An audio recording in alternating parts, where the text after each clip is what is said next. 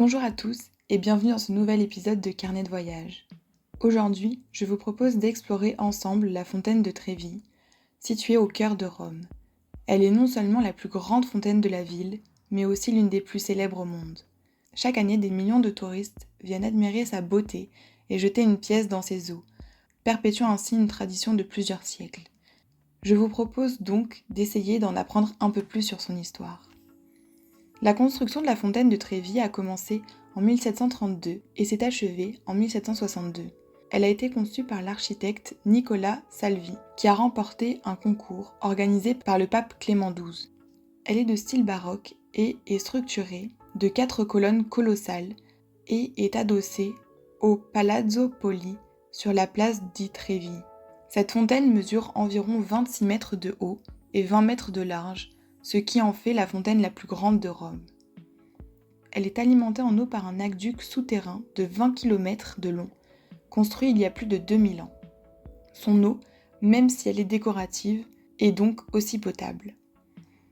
Elle représente la grandeur et la beauté des océans. C'est d'ailleurs pour ça qu'on trouve en son centre la statue du dieu de la mer, Neptune, tirée par 2 chevaux ailés et des tritons. La fontaine de Trévi est entourée de nombreuses légendes et traditions. J'en ai sélectionné 5 qui, je l'espère, vous permettront de connaître un peu mieux cette fontaine. Je vais commencer par la plus célèbre de toutes, qui fait de cette fontaine l'une des plus connues au monde. Cette légende vous assure de retourner à Rome si vous jetez une pièce dans la fontaine en y tournant le dos. Cette tradition remonte à l'Antiquité, où les Romains jetaient des pièces en offrande dans l'eau pour s'assurer un bon voyage sans accident. Aujourd'hui, des milliers de pièces sont jetées dans la fontaine chaque jour et l'argent est collecté pour financer des œuvres de charité.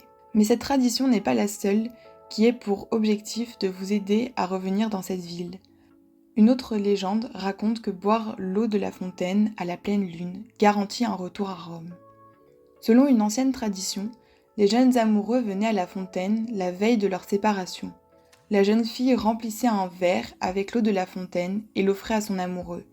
Le verre était ensuite brisé, symbolisant la promesse de ne pas s'oublier et de revenir à Rome pour se retrouver. La 4e croyance dont je voudrais vous parler concerne aussi des pièces à jeter dans la fontaine, mais cette fois, il faut jeter 3 pièces dans la fontaine. Elles apportent, toutes les 3, différents types de chances. La première assure un retour à Rome. La seconde garantit de trouver l'amour. Et la 3e assure un mariage heureux avec un Romain. Aussi, je ne sais pas si vous le saviez, mais sous la fontaine de Trévi se trouvent les ruines d'une ancienne ville appelée Victus Caparius, surnommée la Cité de l'eau. Cette zone abritait des réservoirs d'aqueducs, et l'un des 2 est encore actif aujourd'hui, fournissant de l'eau à la fontaine et à d'autres fontaines de Rome. Cette découverte archéologique remplit la fontaine d'histoire. La fontaine de Trévi a inspiré de nombreux artistes et cinéastes. Elle est notamment célèbre pour son apparition dans le film La Dolce Vita de Federico Fellini, où l'actrice Antika Ekberg se baigne dans la fontaine dans une scène devenue iconique. Ce film a contribué à populariser la fontaine et à en faire un symbole de la Dolce Vita italienne. La fontaine de Trévi est située dans le quartier de Trévi, un quartier animé de Rome, rempli de restaurants, de magasins de glace et de nombreuses boutiques. La fontaine est accessible gratuitement, mais à cause de sa popularité, elle est très fréquentée. N'hésitez donc pas à y aller tôt le matin ou tard le soir pour éviter la foule et vous permettre d'en profiter pleinement.